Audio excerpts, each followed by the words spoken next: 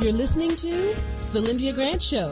Think on these things with Lyndia Grant. Well, good evening, Radio 1 listeners.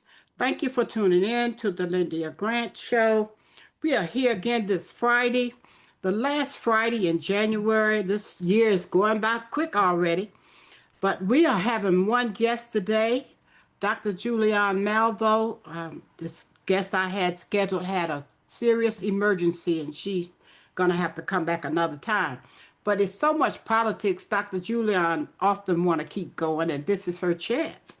Dr. Julianne Malveaux is an economist, PhD, and she's been doing politics for us for several years now, maybe 5 to 7 years, 10 years, long time. So we're going to give her the whole show today, and I'm going to go straight to Dr. Julianne and start her off. Start with the snow in D.C., and then we're going to go to Minneapolis. I'm going to give you two of them. Okay, absolutely. Well, the snow in D.C. Well, let's just talk about D.C. for a sec. We are experiencing interesting political times in D.C. Mm-hmm. Snow is one thing, but the politics, of course, are my first love. We're experiencing, I think, a generational shift in the District of Columbia. What the biggest news, of course, was that our beloved Congresswoman, Eleanor Holmes Norton, has announced that she will not run again. She has had, I think, 18 terms, and she said that's it. She served well. She has been such a tireless advocate for the district that it in some ways it's sad to see her go. On the other hand, we all know that a friend of mine says every ball of twine comes to an end. Again, she served well. We have to celebrate her service, and we have to look ahead to see what's next. But I'm not really that excited about what's next, Lyndia.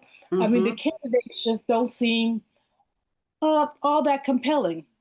Mm-hmm. Rick Pinto, I know. And Janice, maybe somebody. I don't mean to be negative, but they're younger. They're the faces of the future. Neither of them seems to me to be especially compelling. Mm-hmm. Meanwhile, we have the same thing in the mayor's race, of course. So Mayor Bowser will not run for a fourth term. And so we have Robert White, who wants to run. He's filed his paperwork to run. Vincent Orange, flashback, says he wants to come back and be the mayor again. He's run twice and never got more than 5% of the vote. But he's been with the Chamber of Commerce for several years. So, who knows what will happen. But again, nothing about this coming election locally makes my temperature rise. Mm-hmm. But folks, pay attention. What I want to see all these folks is in candidate forums, to see how they perform in candidate forums, how they defend their ideas and put out new ones. And so we have to pay attention. What we've learned about lots of politics, maybe 40% of us don't vote. We don't care. Well, if we don't care, we can't complain. And what's going to happen is whoever gets in, people going to complain. Mm-hmm. Well, but instead of complaining, pay attention. Now, I know one thing had everybody's attention this week, and that was the snow. Mm-hmm. They projected that we would have a heavy snow on Saturday, and it started Saturday night and dumped on Sunday. They say we had as many as 7 inches of snow. That's a lot. Main Street. Oh, okay, go ahead. I was going to ask, I thought you were ready to go to Minneapolis, but go ahead. It's just a few minutes on the snow because we're airing on Friday, but recording on Tuesday. Montgomery County and Prince George's County schools will not open, until Thursday. So 4 days out of school. Do the children have to make the time up? How does that work out? They make it up. I used to work at Montgomery County. They make it up at the end of the year. Good. Because, in any case, the snow is a story. Over 1,300 flights canceled. A set of trains canceled. Just a lot of shutdown going on. So just it's going to be news because actually some are saying that this weekend coming up, we'll have some more snow. Mm-hmm. And so just be warm, people. Be careful and avoid being outside if you can. Now going to Minneapolis, and there's snow there too, but the Minneapolis story is, I want to say, frightening. It What's is. going on there? A mother, 37-year-old mother, just dropped her kid off at school. Renee Good, she was killed, shot in the face of all things. And then this young man, Alex Peretti, um, nurse, Yeah. is intensive care unit nurse. And all over the news, people are talking about how wonderful a man he was. And I Nice, was going to say how much he was loved and admired and adored and everything. exactly. And the way what happened to him, he saw an ICE person push a woman down onto the sidewalk, and he tried to intervene. The ICE person sprayed him with mace because that messes with your eyes, and then he had a gun, but he was registered to carry guns. He had a gun in his holster. They pulled the gun away from him, and then they said he had a gun. You look at all the videos, and I've looked probably many of them more than once. When you look at all the videos, what you see is, again, ICE out of control. And then, of course, the spin from the federal government with what they're calling her ICE Barbie, which I think is funny. That's a Christy Nome. She said, well, he was a terrorist. The president, who has been a big supporter of the Second Amendment, the right to bear arms, said you can't bring your guns everywhere. Now, he just 6 months ago, he probably said the opposite. So this is a horrible situation, and the question is, what do we do? So many people feel so paralyzed by this because it's horrible. You know, It is. there I, has- I almost go in tears watching it, thinking about the Civil War, and makes me nervous. So I'm well, just. it's more than that, Lindy. It seems like um, there's very few consequences. Mm-hmm. That seems that what challenges me is now what's the name? What's his name? Um, I guess his name was Bovino, who was kind of in charge. He got demoted. They sent him somewhere, and Tom Harmon, who was very close to the president, he was a border czar. They put him in charge. Well, my question is, what does the border have to do with an urban area like Minneapolis? You're down there in Texas. What does that have to do with the urban area? These people have not been trained. Mm-hmm. One report says they have had an average of about 40 days of training. Wow, Who knows? But that's short. meanwhile, of course, uh, the president did reach out to both Governor Walz and to Mayor Frey in Minneapolis, reach out to both of them. And there is a rumor, not verified, that they're going to pull back. Right now, there are 3,000 ICE agents in Minneapolis, and they say they're going to send some of them home. They need to send all of them home. Mm-hmm. There was just a gentleman, I think an Ethiopian brother, black man, who was in his car. He's a rideshare driver waiting for his passenger, and an ICE person came, asked him for his proof of citizenship.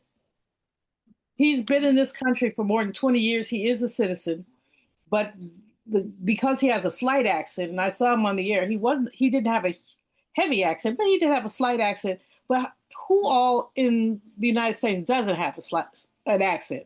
You have New England accents, park the car in the backyard, the broad. You have Texas accents. Um, some people say there's a California accent. I wouldn't know. I'm from California.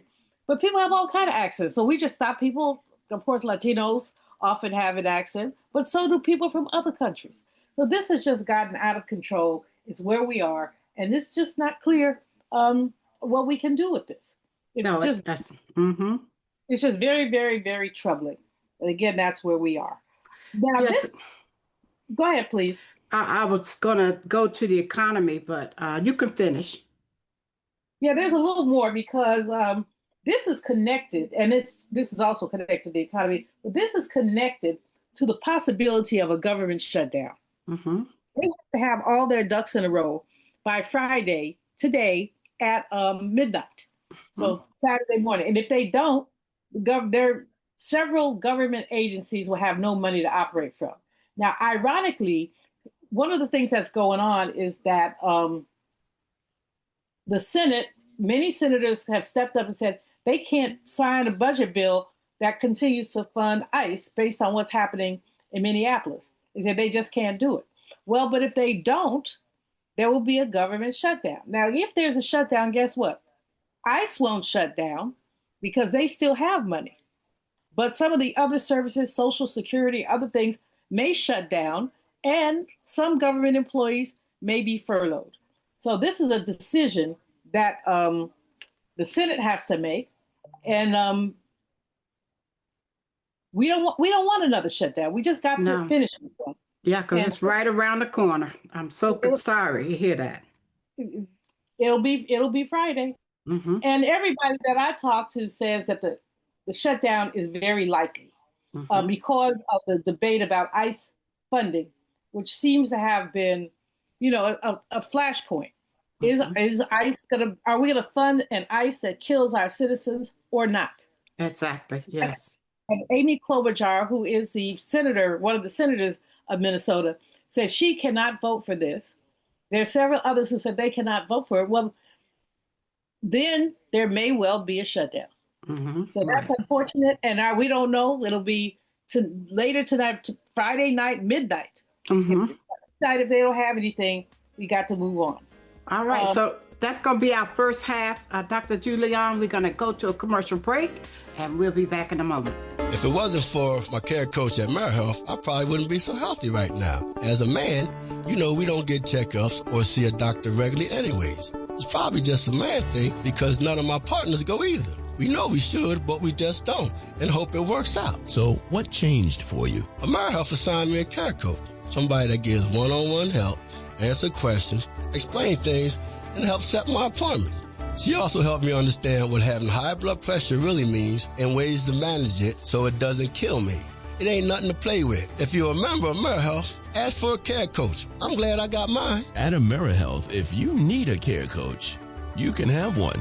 Just call us at 1-877-759-6224 to get connected. 1-877-759-6224. This program is funded in part by the government of the District of Columbia Department of Healthcare Finance. Mayor Muriel Bowser. Washington and former religion columnist Lyndia Grant. Rosa Parks refused to give up her seat on a segregated Montgomery bus. In lectures on brotherhood, Ms. Parks often said, "People always say that I didn't give up my seat because I was tired. But that wasn't true. I was not tired physically. I was not old. I was 42. No, the only tired I was tired of giving in." Driven out of Montgomery by harassment and death threats, Detroit, Michigan became her new home. Rosa Parks will always be remembered as the mother of the civil rights movement. Raised in the AME church, she once said, "I remember finding such comfort and peace while reading the Bible." Read more in the religion column of the Washington Informer, an award-winning African-American newspaper. We don't report crime or gossip, just positive news. Pick up the Washington Informer or visit us online at washingtoninformer.com. Call 202-561-4100 for more information. This is Frank Smith with the African American Civil War Museum in Washington, D.C., located at 1925 Vermont Avenue Northwest on the Green Line. Did you know that a recent study found that children who visit museums do better in school and in life than children who do not? So parents, teachers, and preachers, let's get moving.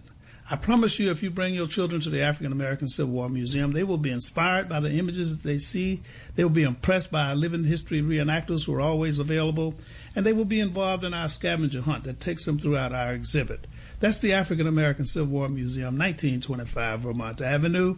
Our hours are 10 to 6:30 on weekdays, 12 to 4 on Saturdays and Sundays. See it, be inspired. Thank you for tuning in to the Lyndia Grant Show. We're going to the second half of our show today. For those of you who might have missed the first half, I'll guest for both segments today is the one and only Dr. Julianne Malveaux. She is an economist, and she always talks politics on my show. So she is going to do the second half now. Dr. Julianne, continue. We're gonna go to. I think we're talking about the economy. If you want to finish with that, or either go to the fallout from Davos. Do we care about Davos? Well, let's start with the economy because we talked about it in the context of the possible shutdown. Mm-hmm. But the most recent piece of data that we have says that consumer confidence has tanked. It's this lowest level in 12 years. People are worried about their jobs. They're worried about interest rates, worried about whether they can buy a house, just worried. The Federal Reserve will meet next week, Tuesday and Wednesday, January 27th and 28th, to see if they want to raise interest rates or lower them. Most of us think they're going to keep them at the same level, about 3.5, 3.75%, but they won't move them. And that's probably a good thing. There is so much economic uncertainty right now that changing interest rates, I think, could be very problematic. So I think Jerome Powell and the Fed are smart to hold. Now, meanwhile, of course, we know what all else is going on with the Fed. Powell's term ends as chair of the Fed in May. That president probably has something up his sleeve with someone who's more closely aligned with him. Lisa Cook, the African-American woman on the Fed, has gone to the Supreme Court because that man has tried to fire her. They may or may not be successful. It's his Supreme Court, but they have been protective of some of the independent agencies. So the economy is not in great shape. Today, Friday, the new unemployment numbers come up. No, they don't. They don't come out this week. So we have another week to see the unemployment numbers, but there will be other numbers that are coming out. And what the best number, not the best number, but the most accurate number on the economy is this. Consumer confidence is down lower than it's been in 12 years, Lyndia. 12 years. Mm-hmm. And if you talk to people, talk to me, talk to you. Mm-hmm. It feels like we're all feeling a pinch some kind of way. Yes, we are. Some kind of way. Okay, where are we? Talk to us about Davos. What is Davos, and why do we care about Davos? That's a great point. Last week and toward the end of the week, Davos is where it's in Switzerland. It's a city in Switzerland. It's where the World Economic Forum meets. The World Economic Forum consisted of, it's not a legislative body, but it's where the elites meet. That's what it said, where the elites meet. And one of the things about Davos that's important is, like, if you're not at the table, you're on the menu. Too many of us are not at the table.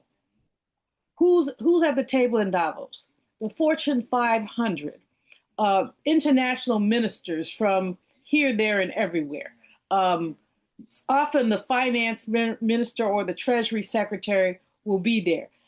But they can't do anything. But what they can do, in other words, they can have a conversation, but they're not passing laws. But the point is, when these elites meet, they talk about, predatory capitalism. They don't call it that. They talk about a number of other things, and they often come to a consensus about how they're going to operate. What we should care about Davos, because, like I said, if you're not, at the table, you're on the menu. And all too often, they're looking at how they can acquire things from African countries and other countries. But as we saw in the last Davos, that's where that man flapped his lips and talked a lot of crap about Greenland. He wants Greenland. He keeps talking about he wants Greenland. Oh, my God, yes. Some of the European countries were time enough for them and say, you want Greenland, we got something for you. So they started talking about, if he said anybody who didn't agree with him, he would impose tariffs. And these tariffs are one of the greatest economic uncertainties that we've experienced, in a long time. Certainly as an economist in my lifetime, I've not seen this back and forth with tariffs so frequently. Well, the European countries would have enough for them. They say, okay, you want tariffs, we can do tariffs too. And the other things we can do to retaliate against you. So very quickly, he withdrew. Mm-hmm. He said, well, we have a blueprint for a plan. Well, they don't have anything. He couldn't just say, I didn't get anything. So he said, we have a blueprint for a plan. What he had was his behind beat. What he found out was everybody was not going to roll over for him. So many of those European countries, the NATO countries that he'd been threatening, they're like, we're not having it, dude. And when they went there, he backed off. So there's a lesson for everybody about that man and his mess. He will be forced to back off all too often. Mm-hmm. So people should stop being afraid of him. You know, he's a bully. And yes. a lot of the European countries are like, yeah, but guess what he's done for the economy? He has weakened the dollar. I mean, the dollar used to be our index currency. Well, it still is. About 60% of all international transactions go through the dollar. But there are many, many others that are looking at other currency, looking at the euro, looking at other currencies. The less trade that's done with the dollar, the weaker the dollar is. And so he basically is weakening the dollar. What I always say to people is, I wouldn't know, how can I put this? If I didn't know any better, I think that he was a Russian spy. Mm-hmm. Because the only thing that benefits from this is this former Soviet Union. We don't benefit from all this back and forth, but he certainly does. I'm not an economist, but I was thinking that same thing, Dr. Julianne. It just felt like it to me. Yes, doesn't it? It feels like this man is just here to wreck the United States economy. Mm-hmm. And he's doing it. So where are we? We only have two questions. One, we're going to talk about African-American children's book and Melania Trump move. Those are the last two. We ain't going to talk that much about Melania. So we only got about 2 minutes.